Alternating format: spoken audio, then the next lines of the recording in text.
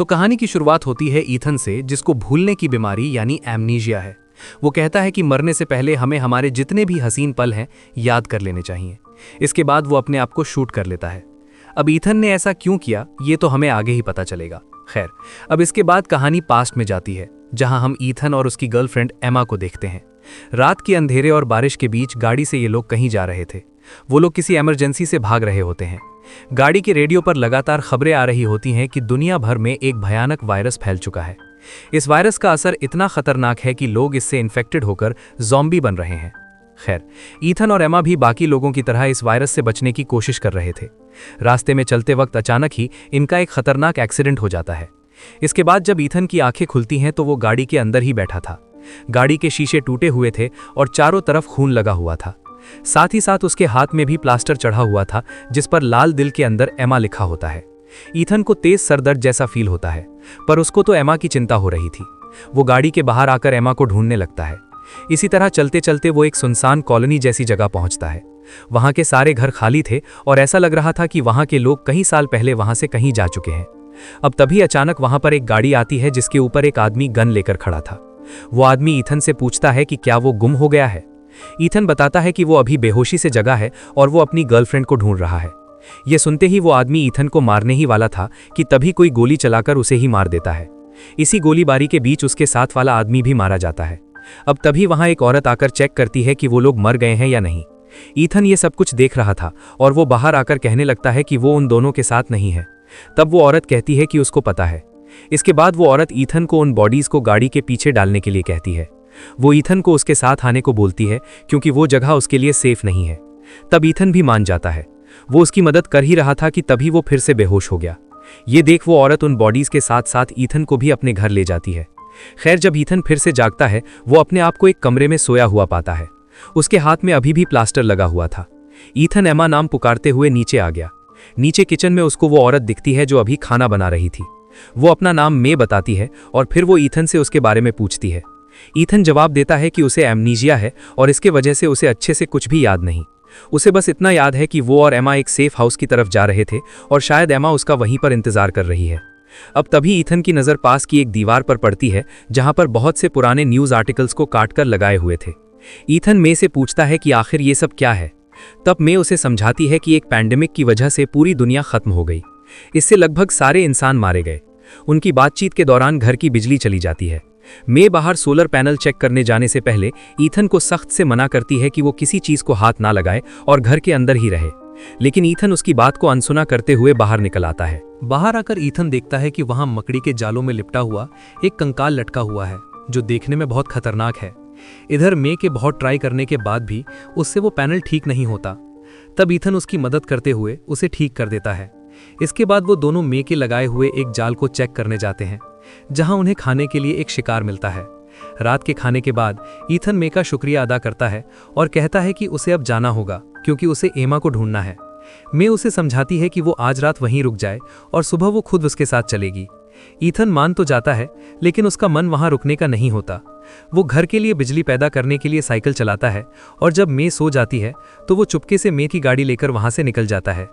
Ethan को इससे पहले की बातें याद नहीं होती, बस उसे इतना याद रहता है कि वो और एमा झील की तरफ जा रहे थे, जहां उनका एक घर था। आखिरकार ईथन वहां पहुंच जाता है और घर के अंदर जाने की कोशिश करता है, लेकिन दरवाजा अंदर से बंद होता है। वो जोर जोर से एमा को आवाज देता है, लेकिन कोई जवाब नहीं मिलता। मजबूरन वो खिड़की तोड़कर अंदर घुस जाता है। अंदर कोई रह तो रहा होता है, लेकिन वो एमा नहीं थी। वो एक अनजान औरत होती है जो अपनी बेटी के साथ वहां छुपी हुई थी। ईथन उस औरत से सख्ती से पूछता है कि एमा कहाँ है, लेकिन वो औरत बताती है कि वो किसी एमा को नहीं जानती और सालों से वहां अकेली रह रही है। जब वो बात कर रहे होते हैं तभी उन्हें भारी कदमों की आवाज सुनाई देती है। ईथन पीछे मुड़ता है तो देखता है कि एक भारी भरकम कंकाल जैसा ज़ॉम्बी, जो इंसान से ज्यादा खतरनाक लग रहा था, वहां आ पहुंचा है। वो ज़ॉम्बी घर के अंदर घुसने की कोशिश करता है, लेकिन वो औरत जल्दी से दरवाजा बंद कर लेती है। लेकिन ज़ॉम्बी उस टूटी हुई खिड़की से हमला कर देता है, जिसे ईथन ने तोड़ा था। ईथन वहां पड़ा एक हथौड़ा उठाता है और उस औरत को बचाने के लिए ज़ॉम्बी के सर पर लगातार वार करता है। ईथन के वार से ज़ॉम्बी साइड में हट जाता है और वो औरत बच जाती है। लेकिन जब ईथन थोड़ी देर बाद बाहर देखता है तो वो हैरान रह जाता है, क्योंकि वो कंकाल अभी भी जिंदा था। वो औरत उसे बताती है कि ये पेड़ जैसे ज़ॉम्बीज कभी मरते नहीं हैं, इसी तरह रात हो जाती है। वो औरत ईथन से कहती है कि वो सो जाए, वो घर की रखवाली करेगी। ईथन सो जाता है, लेकिन जब सुबह उसकी आंख खुलती है तो वो देखता है कि उसका चेहरा खून से भरा हुआ है। वो पीछे मुड़ता है तो पता चलता है कि वो औरत और बच्ची दोनों मर चुके हैं। उन्हें देखकर ऐसा लगता है जैसे किसी ने उन्हें बुरी तरह खा लिया हो। ईथन डर के मारे घर से बाहर भागता है। बाहर उसे एक और फीमेल ज़ॉम्बी दिखाई देती है जो एक लड़के पर हमला कर रही थी।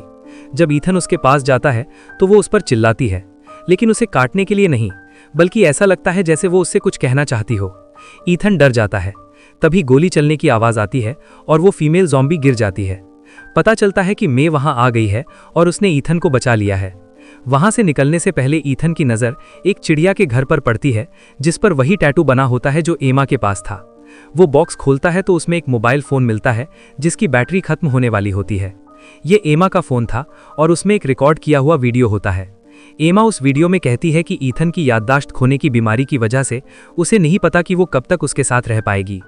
वीडियो में ईथन एमा के पीछे लेटा हुआ दिखाई देता है। इससे पहले कि ईथन पूरा वीडियो देख पाता, फोन बंद हो जाता है। ये देख ईथन गुस्से से पागल हो जाता है। मे उसे संभालती है और कहती है कि उसके पास चार्जर है, वो घर चलकर फोन चार्ज कर सकते हैं। लेकिन तब तक ईथन की याददाश्त फिर से चली जाती है और वो मे को भी भूल जाता है जिससे वो कल मिला था। ईथन को यह भी याद नहीं रहता कि वो किस ट्रक में आया था। वो मे को उसी ट्रक में वापस जाने का सुझाव देता है। मे बताती है कि किसी बेवकूफ ने रात भर बैटरी चालू छोड़ दी थी, इसलिए ट्रक शुरू नहीं होगा। खैर, उन्हें वहां एक साइकिल मिलती है। मे उसे चलाती है और रास्ते में वो कई ज़ॉम्बीज देखते हैं जो पेड़ों की तरह दिख रहे थे। रास्ते में ईथन मे से पूछता है कि क्या वो शादीशुदा है। मे हिचकिचाते हुए कहती है कि नहीं, उसका पति मर चुका है। चलते चलते वो एक पेट्रोल पंप पर रुकते हैं। ये वही पेट्रोल पंप होता है जो ईथन अक्सर अपने सपनों में देखता था। वहां पहुंचकर उसे कुछ यादें वापस आती हैं। उसे याद आता है कि पैंडेमिक की शुरुआत में वो और एमा इसी पेट्रोल पंप पर रुके थे और वहां उनका सामना एक ज़ॉम्बी से हुआ था। जब ईथन एमा को बचाने के लिए आगे बढ़ा था तो उस ज़ॉम्बी ने ईथन के हाथ पर काट लिया था। इसके आगे उसे कुछ भी याद नहीं आता। दूसरी तरफ मे ईथन को लेकर घर पहुंचती है। वो ईथन को चुप रहने को कहती है क्योंकि उसे महसूस होता है कि घर के आसपास कोई है। वो आगे बढ़ती है और एक आदमी पर बंदूक तान देती है। वो आदमी, जिसका नाम टॉम होता है, वो कहता है कि मैं निर्दोष हूं और मैं तो सिर्फ अपनी पत्नी को ढूंढ रहा हूं। वो कहता है कि वो भूखा है और खाने के बदले कोई भी मदद करने को तैयार है। मैं उस पर भरोसा करने से पहले ईथन के जरिए उसकी तलाशी करवाती है और उसके हथियार ले लेती है। टॉम उनके लिए लकड़ियां काटने लगता है और मैं अंदर से उन पर नजर रखती है। लकड़ी काटते वक्त टॉम ईथन को बताता है कि उसकी वाइफ आखिरी बार इसी तरफ आई थी और उसको लगता है कि उसके गायब होने में मे का ही हाथ है। मे खाना बनाती है, लेकिन यहाँ पता चलता है कि टॉम ने ईथन को चालाकी से बातों में लगाकर अपनी गाड़ी से एक और बंदूक निकाल ली है। मे उन्हें जूस देती है और खाने की टेबल पर बुलाती है। खाना परोसते वक्त मे ईथन को इशारा करती है कि वो खाना ना खाए और बहाना बनाए कि उसे भूख नहीं है।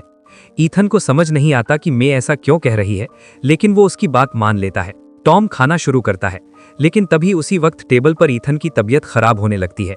उसे चक्कर आते हैं और खड़ा होते ही वो बेहोश हो जाता है। जब मे ईथन को देखने जाती है तो टॉम मौका देखकर मे की बंदूक छीन लेता है।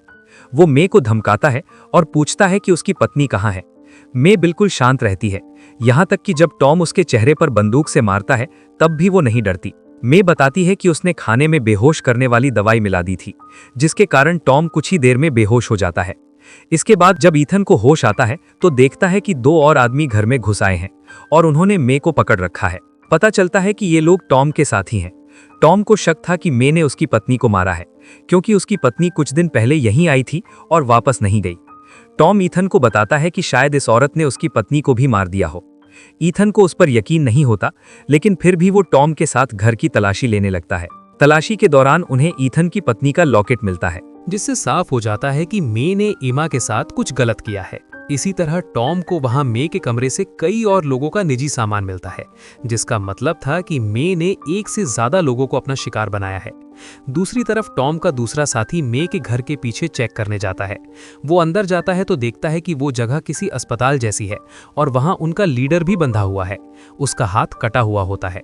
इससे पहले कि वो ये बात अपने साथियों को बता पाता, वो मे के बिछाए हुए जाल में फंस जाता है और एक बॉम्ब धमाके में मारा जाता है।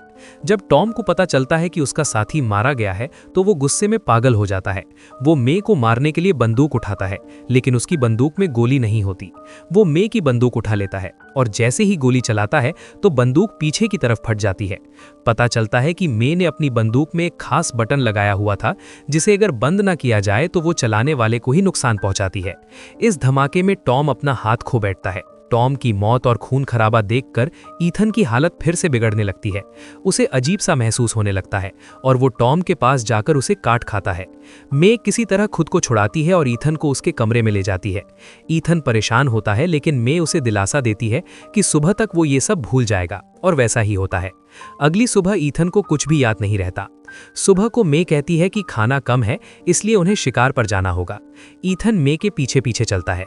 इस दौरान वो उस घर को देखता है जहां वो और एमा पैंडेमिक के शुरू में रुके थे, और उसे एक अजीब सी याद आती है। उसे याद आता है कि वो एमा के साथ इस घर में आया था और यहाँ के मालिक काई से मिला था, जो कि एक फादर थे। उसने कहा था कि ये पैंडेमिक भगवान की तरफ से है ताकि लोग सबक सीख सकें। एमा जो एक डॉक्टर थी, उसे लगता था कि ये किसी वायरस की वजह से हो रहा है। यहाँ ईथन को याद आता है कि उसके हाथ पर प्लास्टर पर एमा लाल रंग से लिखा हुआ था, लेकिन आज जब वो देखता है तो वो नाम हरे रंग से लिखा होता है। ये देखकर उसको डाउट होने लगता है। उसे लगता है कि मे उसके साथ कोई खेल खेल रही है। सच्चाई जानने के लिए वो मे पर बंदूक तान देता है। मे बिल्कुल भी नहीं घबराती और शांति से कहती है कि लाल पेन खत्म हो गया था, इसलिए उसने हाथ पर नाम हरे रंग से लिख दिया। वो बताती है कि वो बार बार उस नाम को लिखती थी ताकि ईथन उसे भूल ना जाए। अब मे थक चुकी होती है और ईथन को सच्चाई बताने का फैसला करती है। वो ईथन से कहती है कि वो जिंदा नहीं है, वो मर चुका है। वो बताती है कि जब पेट्रोल पंप पर ज़ॉम्बी ने उसे काटा था, तभी वो ज़ॉम्बी में बदल गया था। ये सुनकर ईथन सदमे में आ जाता है और तुरंत अपना प्लास्टर खोलता है। वहां उसे अपने हाथ पर छोटे छोटे पौधे उगे हुए दिखते हैं, जिससे साबित हो जाता है कि मे सच बोल रही है। मे बताती है कि वो हमेशा उसे इंसानी मीट खिलाती रही ताकि वो इंसान बना रहे और पूरी तरह ज़ॉम्बी ना बने। इस वजह से वो पूरी तरह से ज़ॉम्बी में नहीं बदला और हमेशा जवान दिखता रहा। फिर कहानी फ्लैशबैक में जाती है और हमें पूरी सच्चाई दिखाई जाती है। जब वो फादर के घर गए थे, तब फादर को शक हो गया था कि ईथन इंसान नहीं रहा और उसमें आत्मा नहीं है। एमा ने इस बात को छुपाया था। वहां बैठे हुए ईथन को चक्कर आने लगे और एमा उसे वॉशरूम ले गई। एमा ने उसे वहां संभाला और नीचे आकर परिवार को झूठ बोला कि ईथन की तबीयत खराब है। तभी काई का शक यकीन में बदल गया और वो एमा से सवाल करने लगा। उसने अपनी पत्नी और बेटी को ऊपर भेज दिया था। जब वो कमरे की तरफ जा रही थीं, तभी उन्हें अजीब सी आवाजें सुनाई दी। जब उन्होंने वॉशरूम खोला तो ईथन बुरी हालत में था और उसने उन पर हमला कर दिया। अपनी पत्नी की चीख सुनकर काई ऊपर भागा, लेकिन एमा ने उसे रोकने के लिए उस पर चाकू से हमला कर दिया। इससे पहले कि काई एमा को नुकसान पहुंचाता, एमा ने बंदूक निकालकर उसे गोली मार दी। तब तक ईथन काई की पत्नी और बेटी को मार चुका था और उन्हें खा रहा था। खैर, प्रेजेंट में ईथन को एहसास होता है कि उसके सामने खड़ी मे कोई और नहीं बल्कि उसकी गर्लफ्रेंड एमा ही है। एमा बूढ़ी हो चुकी है, जबकि ईथन ज़ॉम्बी होने की वजह से अभी भी जवान है। एमा ने अपना वादा निभाया और आज तक उसका साथ दिया। उसने ईथन को जिंदा रखने के लिए कई लोगों का खून किया, क्योंकि ईथन को याददाश्त खोने की बीमारी थी। वो बूढ़ी एमा को पहचान नहीं पाता था, इसलिए एमा ने खुद को मे बताया था। ये सब जानकर ईथन रोने लगता है। एमा कहती है कि अब वो थक चुकी है और उसके पास उसकी भूख मिटाने के लिए और कोई शिकार नहीं है और वो उसे और संभाल नहीं सकती। ईथन अपनी गर्लफ्रेंड को दुख में नहीं देख सकता, इसलिए वो खुद को गोली मार लेता है। लेकिन जैसा कि हम जानते हैं, ज़ॉम्बीज मरते नहीं, इसलिए वो फिर से जिंदा हो जाता है। इसके बाद ईथन को फिर से चक्कर आने लगते हैं। वो उस स्थिति पर पहुंच जाता है जहां अगर उसे इंसानी मीट ना मिले तो वो पूरी तरह ज़ॉम्बी बन जाएगा। एमा के पास इस बार कोई शिकार नहीं होता, इसलिए वो खुद को ईथन के सामने पेश कर देती है।